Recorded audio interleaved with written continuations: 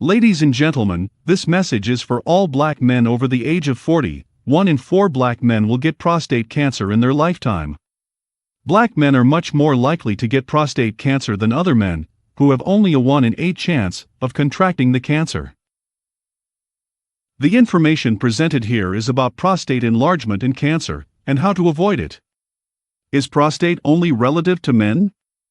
Yes, only men have a prostate and only men over 40 years old are at risk, but this healthcare information is for everyone. There is no woman who does not know a man 40 years old and above, whether that be their father, uncle, brother, son, friend, neighbor, or colleague. Essentially, this information is about health and awareness. Responsible health promotion must provide at least these 3 things. 1. Information. 2. Reassurance. 3. A plan of action.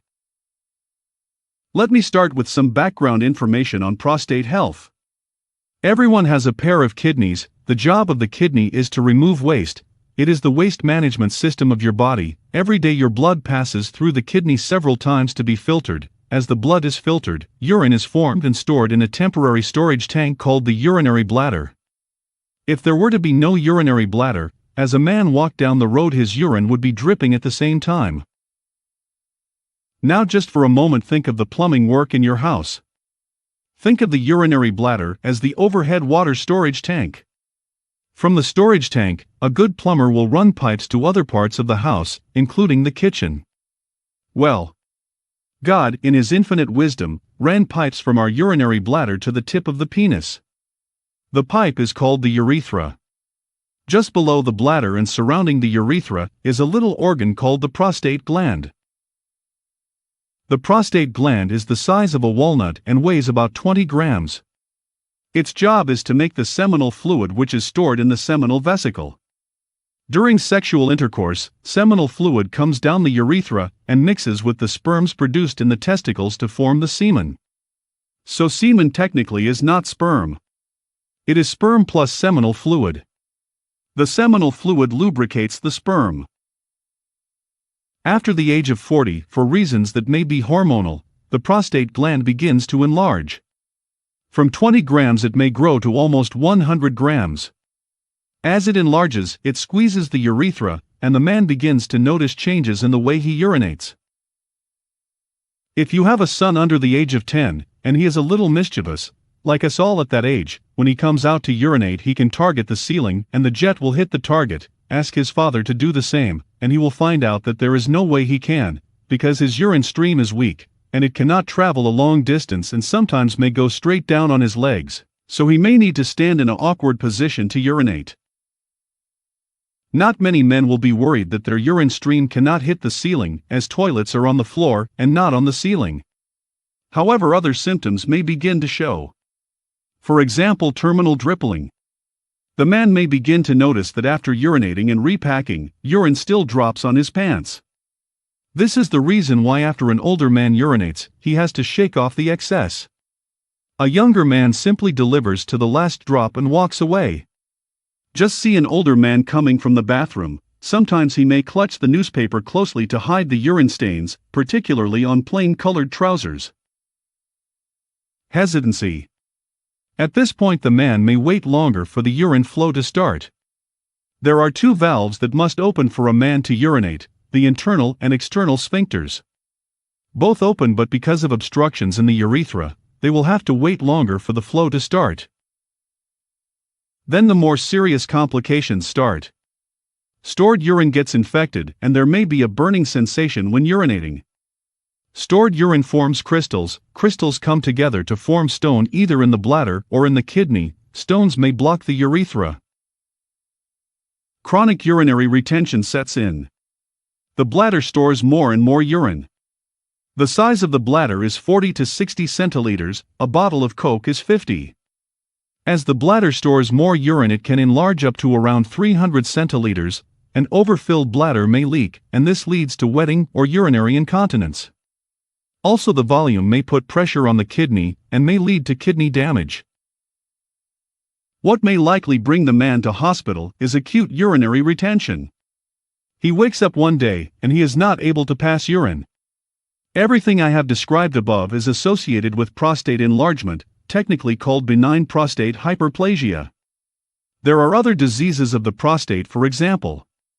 1. Prostatitis, inflammation of the prostate. 2. Prostate cancer, cancer of the prostate. This discussion is mainly on prostate enlargement, but is also relevant to prostate cancer.